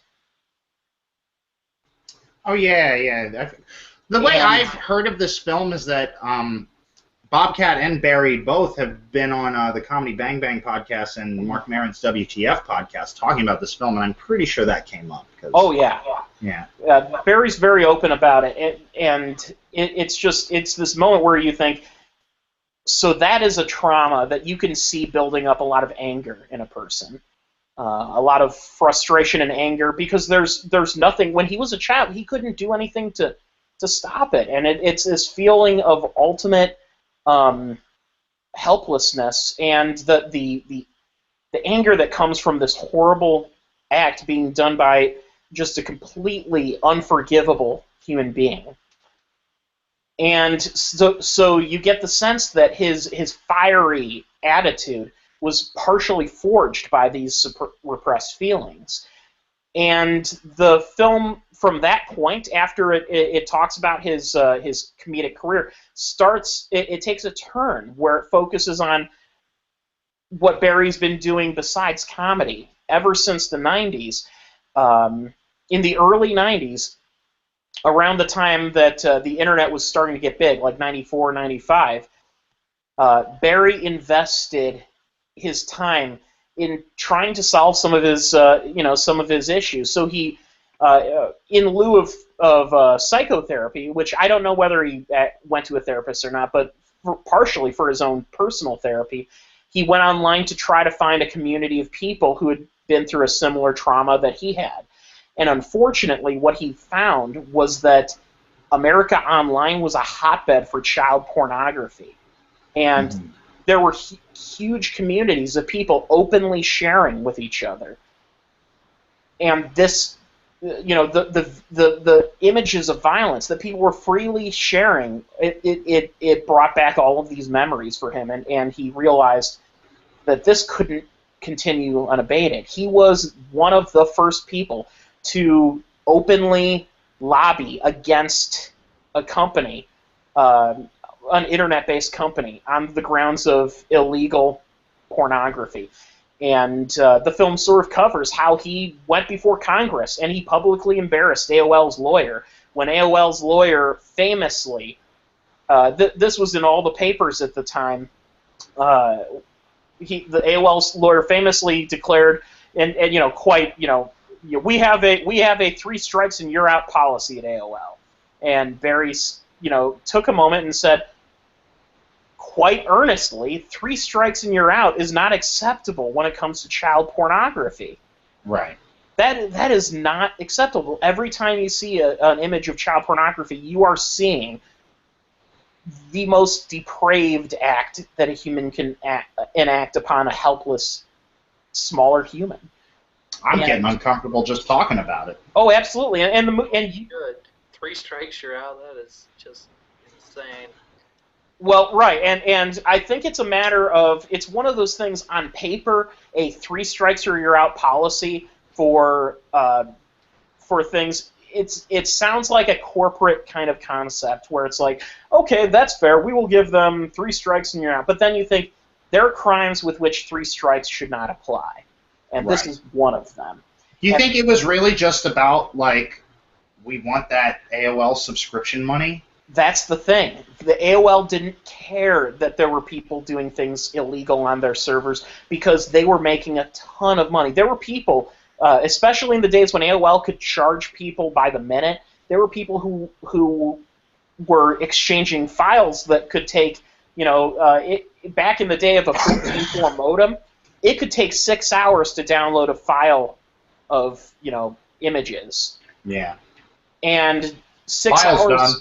Yeah, 6 hours on AOL downloading images is, potentially that could add up to thousands of dollars a month on AOL. So they were making bank off of that. And Barry was able to get AOL to change their policy and to embarrass them publicly before Congress. And he's continued to this day to lobby against that. And he's taken up a lot of other causes. Famously, he was one of the comedians who was most opposed to the Iraq War. When Cindy Sheehan started doing her protests when her son died, and she was basically lobbying to get the war to end, he followed her and actually spent a lot of time with her performing for crowds around her and things like that. And back in the 80s, he actually... Is she in Fahrenheit 9/11? Zach, was she a subject interviewed in that movie? I think Zach may not be online. Yeah. Froze up for a second. Oh. Did you hear what we were saying, Zach? No. Who subject for what movie? Cindy Sheehan. Was she in Fahrenheit 9/11? That sounds very likely. I have to look. Well, I know they interview some woman in Fahrenheit 9/11 that lost her son and is... It could be her, because she was the prominent person at the time that came out. Mm-hmm. That was really up for that. And in the 1980s, actually, prior to all of this stuff happening, Barry was also... he was one of the first comedians to publicly oppose President Reagan's support of the Contras in Nicaragua. Mm-hmm. And he actually went to Nicaragua to perform in front of the communists there. And it's just, so we're talking a super left-wing character. And so even if you don't politically agree with all of his views, though, it's the thing that the documentary does well is it profiles this person as a truly principled person who has his stances and he's willing to fight for them, whether it be in his line of work as a comedian or whether it be off circuit when he's taking up causes in his free time. And it's really a fascinating film. It's also a very personal film because it deals heavily with the tragedy that befell him as a child. There's a sequence in which he revisits the home in which the violence occurred, and it is one of the hardest things to watch that I've seen in recent memory in a movie. It really was an emotionally draining moment, but it was also ultimately cathartic because he realized that he's moved past this horrible stage in his life, and that while he deals with it on a daily basis, he doesn't let it define him. He defines himself. Mm-hmm. Beautiful documentary. I think this is by far... far and away, I think this shows an evolution in Bobcat Goldthwait as a director. It's very well shot. It was shot clearly on HD camcorders, but it was done very artfully, and it really takes advantage of quiet moments just as much as it does talky moments. Mm-hmm. I may have a chance to interview Bobcat and Barry coming up soon. They've changed the dates on me, so I'm not sure whether it's going to work or not. My sister-in-law's, or rather I should say my nephew's christening is coming up. So I'm going to have to take some time to go to that. But anyway, that said... I was going to say, I haven't even seen the movie, and I have an indeterminable amount of respect for this guy. Absolutely. Here's what I'll recommend, Bill. Before you see the movie, just go to YouTube, type in Barry Crimmins. There's a bunch of videos of him performing in like the 80s and 90s. Just watch like a 10-minute bit of his act, just so you can get an idea of what kind of a comedian he was. Then watch the movie. Okay. I would recommend that to anyone, because the one thing that they make clear in the film, most people have no idea who Barry Crimmins is, and that's for a reason. That Barry was such a divisive person. There's plenty of people who love him, and then there's plenty of people who could not stand him. And he sort of relegated himself into obscurity. That seems like my destiny. And yet the documentary makes it clear that I don't think that's a problem for Barry. Barry's comfortable where he is in that. I think any higher in fame, and maybe he probably thinks he would feel tempted to compromise his beliefs, and he's an uncompromising man. Mm-hmm. Okay, so with that said, we've reached the end of our Pubcast for the evening. Do we have any streaming recommendations to throw out? Oh, totally. All right, Bill, go ahead. Watch The Special Without Brett Davis on MNN at Wednesdays at 11 p.m. Eastern Time. But also, Comedy Central has been kind enough to put the first season of Nathan For You streaming on their website. I'm looking at you, Ken. You got to see Nathan For You Season 1. It's the best. I may consider it. No, don't consider it. Just watch it. I put on the first episode, and I've seen it. That shit had me laughing, and I've seen it before. Yeah, I think you would enjoy it, Ken. I really do. I think he froze. I think he did do. He's kind of got shit and green on. Yeah, he kind of froze. But Nathan For You, it's a Trolls reality show. It is a reality show by a troll, and that's enough for me, man. Like, I've seen reality TV. I've watched a shit ton of reality TV in my day, and it's all filled with despicable characters. This show capitalizes on that, where they're like, all right, let's take this to an extreme, where, you know, our host of this reality show is a socially awkward asshole who plays dumb most of the time. Like, you have to see this show. I can't stress enough. Like, this is a great show. Okay, I will watch it at some point. And also The Special Without Brett Davis. More people need to watch that show. I would say you are pimping it out way more than most public access shows get. So I probably pimp it more than they do, and it's their show. All right, Zach, do you have a recommendation for us on streaming? Not on streaming. Not well, really. The documentary you reviewed is coming out soon. Well, I mean, that would be the streaming recommendation. I do believe Victoria is being released this week, and it might be a streaming release, like Vimeo or something. I'd have to look into it. It's a one-shot, literal one-shot, almost over 2-hour film. Mm-hmm.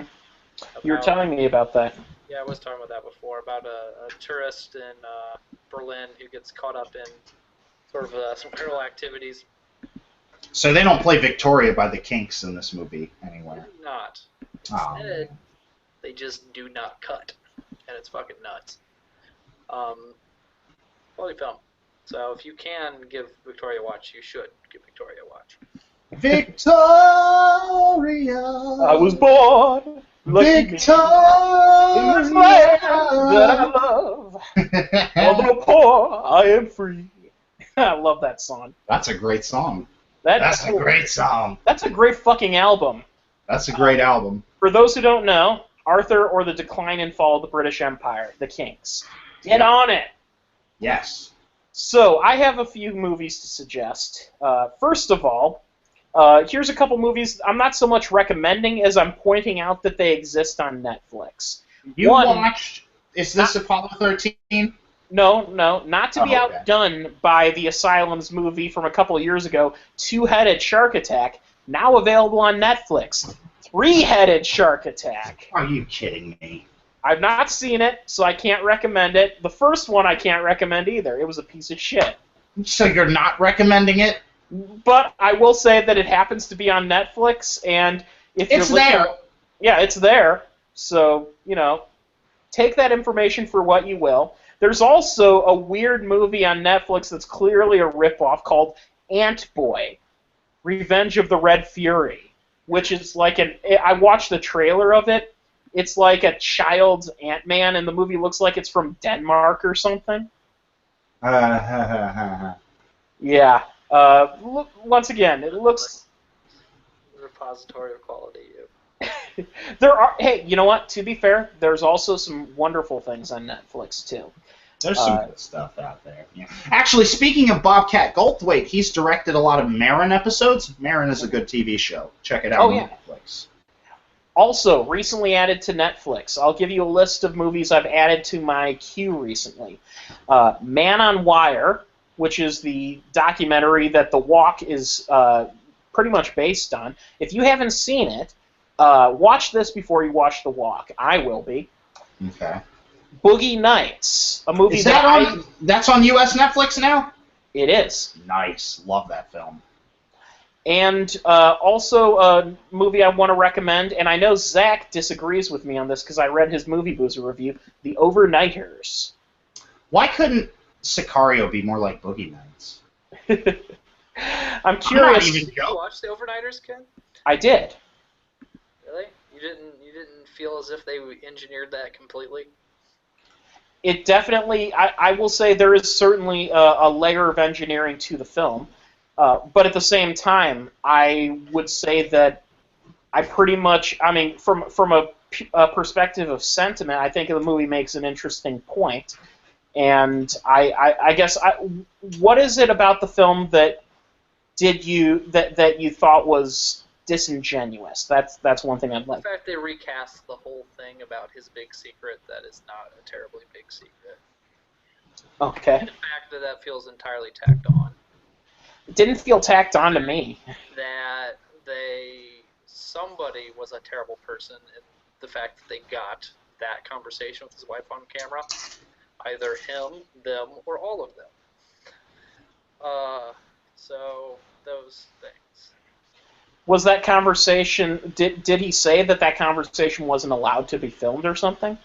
No, but if she didn't know it was coming, that was a dick move on his part. Which it doesn't seem like she does. If she did know it was coming, then it was staged. She's a great actress because she plays dumb. If neither of them, no, and that's the thing is it doesn't. Yeah, I don't. I think they pulled the rug out from under her, and I think that's kind of more on him and the filmmakers.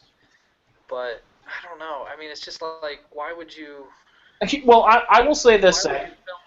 You keep saying that you think that it was like some sort of devastating to her. As far as why would you film that, I do don't a lot of people that operate cameras have a code about like never shut the camera off? Why would he consent for that? Yeah. Okay. So here's my question to you, Zach, and this is why I take some issue with your criticism here. The turn of him being gay, I think, is something that you said that you were surprising, and that's the thing is if that was, it's like two different films that kind of like wedged together, right? Mm-hmm. I agree that it feels like it's outside of the film, but to me it seems like something that arose in the movie as they were making it, and yes, it did. I'm sure it did arise while they were making it, and it does add a very interesting layer of complexity to the whole thing, no doubt. I just don't understand. They took it and they tried to make it the thesis of the film, and it doesn't make any sense. I don't think it's the thesis. I think the thesis of the film is the. They start and end the film with that. I don't believe their thesis statement scene is the beginning that which ends the film.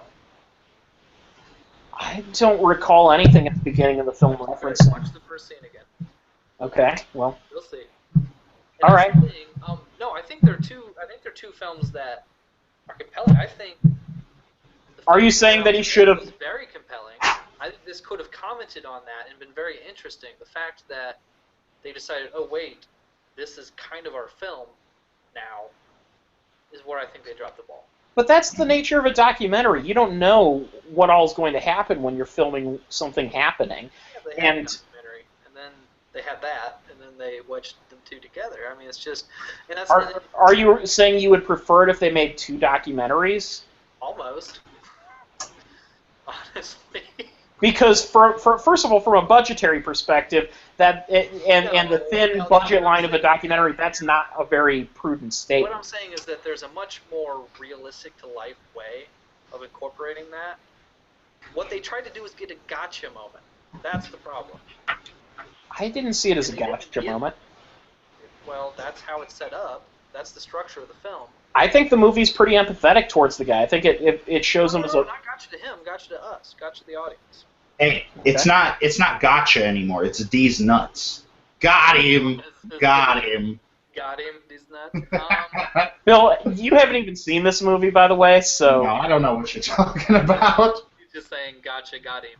But no, I'm saying they set it up as a gotcha moment for it's it's the big reveal. Like they recast the film around this being some surprise, and they should have let it come out organically as it would have in real life.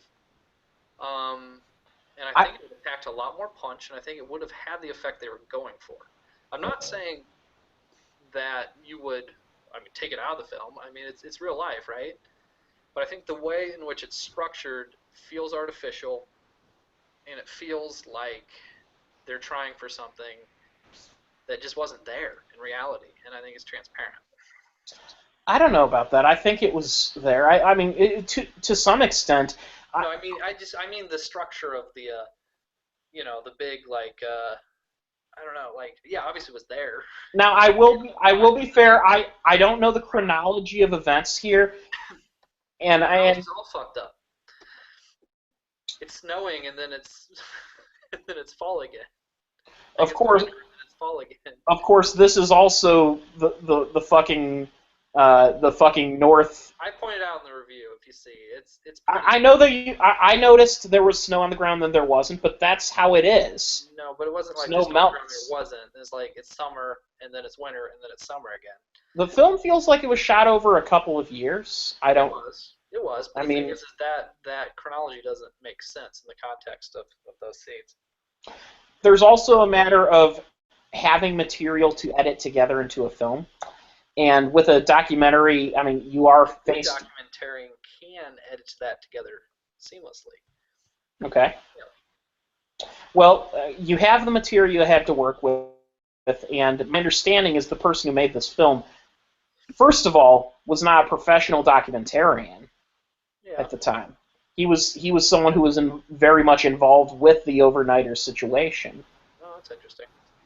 Himself. My understanding... in fact, it feels like Harvey Scissorhands got a hold of it. That's what it feels like.